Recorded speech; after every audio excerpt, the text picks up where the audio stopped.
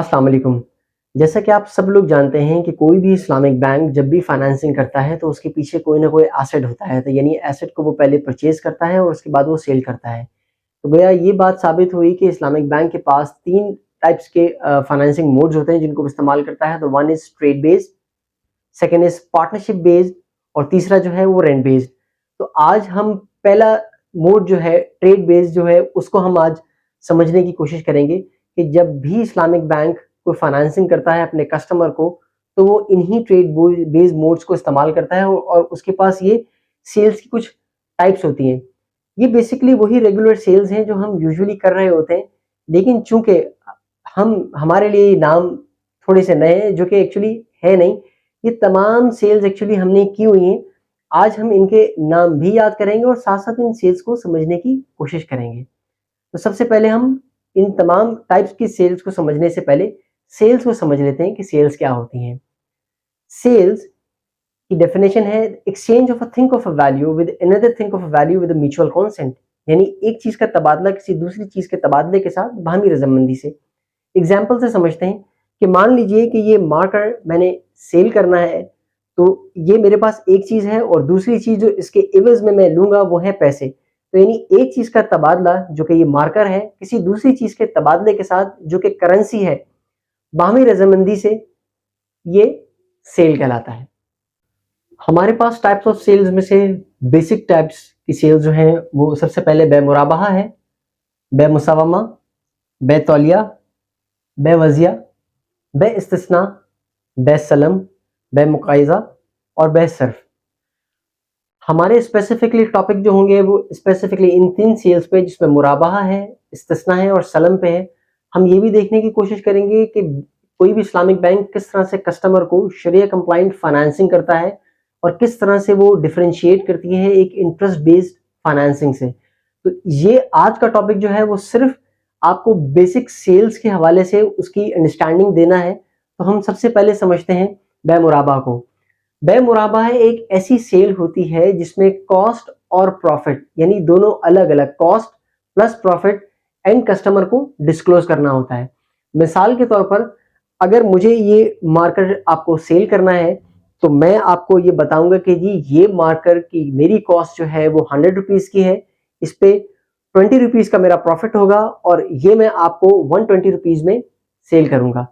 बिल्कुल इसी तरह जैसे आपने अमूमी तौर पे जब आप बाजार जाते हैं और फ्रूट्स वगैरह लेते हैं तो वहां पर भी आपने देखा होगा कि जब आप उससे प्राइस तय कर रहे होते हैं तो वो आपसे कहता है कि भाई इतने की तो मुझे पड़ी है, तो क्या मैं इस पर इतने एक्सेस यानी एक्स प्रॉफिट भी ना कमाऊं। तो यानी वो आपको अपनी कॉस्ट भी बताता है और प्रॉफिट भी बताता है। तो इस तरह से डिस्क्लोज कर कर बेचना जो है वो बे मुराबाहा कहलाता है। दूसरी टाइप की हमारे पास सेल जो है ये बे मुसावमा है। ये basically general type of sale है जिसको बार्गेन सेल या एग्रीड सेल भी कहते हैं। मिसाल के तौर पर मैंने कहा कि जी ये मार्कर मैंने 130 रुपए का बेचना है। अब उसूली तौर पे आपने देखा है होता क्या है कि अब इसकी सेलिंग प्राइस जो है वो नेगोशिएट हो रही होती है। कस्टमर ये कहता है कि जी मुझे ये 130 रुपए में तो महंगा लग रहा है, तो आप मुझे इसको 110 रुपए में दे दीजिए। तो जो सेलर है वो कहता है अच्छा ठीक है ऐसा कीजिए आप 120 रुपए में दे दीजिए। ये बिल्कुल ऐसी जो यूजुअली आपने सेल देखी होगी जो मार्केट में हम लोग भी उम्मीद तौर पर कर रहे होते हैं जिसमें हम बार्गेन करते हैं। तो इस तरह की सेल जो है वो बे मुसावमा कहलाती है और रूटीन की हमारी जो ट्रांजैक्शन जो हो रही होती है सेल एंड परचेज की वो बे मुसावमा पर हो रही होती है। नाउ बे तौलिया, ये ऐसी सेल होती है जो कॉस्ट टू कॉस्ट होती है। यानी 100 रुपए की चीज मैंने आपको 100 रुपए में ही फरोख्त कर दी। बहुत ही सिंपल सेल है। नाउ बेवजिया, बेवजिया ऐसी सेल जो कि प्रॉफिट से कम पर बेची जाए यानी लेस देन कॉस्ट। मान लीजिए कि ये 100 रुपए का मार्कर मैंने लिया था और इस मार्कर को मैंने 80 रुपए में बेच दिया। अब क्या हुआ कि 100 की चीज 80 में बेच दी। यही वाली सेल्स आपने देखी होंगी अमूमी तौर पर जो शाम के वक्त अगर आप सब्जी वगैरह खरीदने का आपको इत्तेफाक हो या फ्रूट्स वगैरह जब आप खरीदते हैं तो अमूमी तौर पर उसकी प्राइस सुबह में जो होती है वो काफी ज्यादा होती है, लेकिन जूं जूं शाम ढलती है तो उनका जो मानना होता है वो ये कि भाई अब इतना एक्सेस प्रॉफिट तो मैंने कमा ही लिया था, यानी जो प्रॉफिट मैंने कमाना था एस्टिमेटेड वो तो मैं कमा ही चुका हूं। तो अब चूंकि मुझे घर जाना है तो मैं ऐसा करता हूं इसको कॉस्ट से कम में ही बेचकर मैं घर चला जाता हूं। तो ऐसी सेल जिसमें कॉस्ट से कम पर सेल किया जाए उसको बे वजिया कहते हैं। जब 5वें नंबर पे हमारे पास जो सेल है वो बे इस्तिस्ना है। बे इस्तिस्ना का मतलब है किसी भी चीज़ को आपने ऑर्डर करना है, यानी ऑर्डर टू मैन्युफैक्चर। इसमें यूजुअली होता ये है कि जैसे आपने खुद भी देखा होगा कि अमूमी तौर पर जब आपको कोई चीज़ मैन्युफैक्चरिंग करवानी होती है तो at the time of order आप उसके तमाम स्पेसिफिकेशन और उसकी प्राइस को उसको कंफर्म करते हैं और डिलीवरी डेट पर जाकर आप उसको रिसीव कर लेते हैं। बे इस्तिस्ना में बेसिकली चीज़ जब आप उसको ऑर्डर दे रहे होते हैं तो उस वो मौजूद होती ही नहीं है, यानी ये फ्यूचर में बनेगी और फिर आपको डिलीवर होगी। छठी सेल है हमारे पास सलम की। सलम भी बेसिकली एडवांस सेल है जो कि होमोजीनियस एग्रीकल्चरल गुड्स के लिए इस्तेमाल होती है, यानी इसमें भी चीज़ मौजूद नहीं होती लेकिन फ्यूचर में इसकी डिलीवरी होती है। सलम की शराइत में से ये है कि पेमेंट का 100% एडवांस स्पॉट पर देना जो है वो लाजिम है। हर उस चीज का सलम हो सकता है जो at the time of delivery available in the market हो। एग्जाम्पल से इस बात को समझने की कोशिश करते हैं कि मान लीजिए कि अगर मुझे आम का सलम करना है और मेरी रिक्वायरमेंट है 5 मेट्रिक टन आम की, तो मैं आज एक ग्रोअर जो है वो उसको ऑर्डर दूंगा कि भाई मुझे अनवर एटोल 5 मेट्रिक टन आम जो है वो प्रोवाइड कर दे जुलाई में। अब जून जुलाई में यूजुअली आम का सीजन होता है तो ये सलम एग्जीक्यूट हो सकता है, लेकिन अगर मैं यही मुतालबा उससे करूं कि फरवरी या मार्च में मुझे वो आम जो है वो सप्लाई करे तो ये पॉसिबल होगा नहीं। और उसकी वजह ये है क्योंकि एक चीज जो जो जिसका वजूद ही होगा जुलाई और जून में, तो वो चीज आपको किस तरह से दे सकेगा। तो दो सेल्स जो है ये वो वाहिद सेल्स हैं जिन पर वैलिड सेल के जो उसूल हैं वो लागू नहीं होते।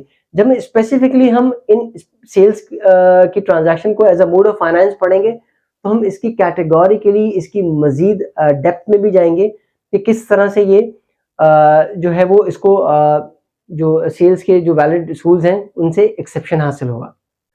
7वें नंबर पे हमारे पास जो सेल है वो बे मुक़य्यदा, ये जिसको बे मुकायजा भी कहते हैं। ये बेसिकली माल के बदले माल होता है, यानी चीज का एक्चुअली एक्सचेंज होता है।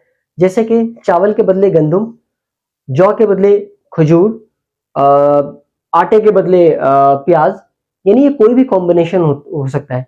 याद रखिए कि अगर कॉम्बिनेशन होमोजीनियस का होगा, यानी चावल के बदले चावल, गंदम के बदले गंदम या खजूर के बदले खजूर, तो ये स्पॉट पर होगा और इसमें क्वांटिटी जो होगी वो सेम होगी। अगर एक्सेस क्वांटिटी किसी भी एक एंड पर आ गई तो ये इस पर सूद का इतलाक हो जाएगा। तो जब भी बे मुकायजा होगी तो अगर हेट्रोजीनियस आपके पास कॉम्बिनेशन है तो उसमें आपकी क्वांटिटी एक्सेस या लो हो सकती है, लेकिन अगर सेम क्वांटिटीज हैं दोनों, तो यानी अगर सेम कमोडिटीज है, यानी चावल के बदले अगर चावल हैं तो उसमें क्वांटिटी का सेम होना जरूरी होगा।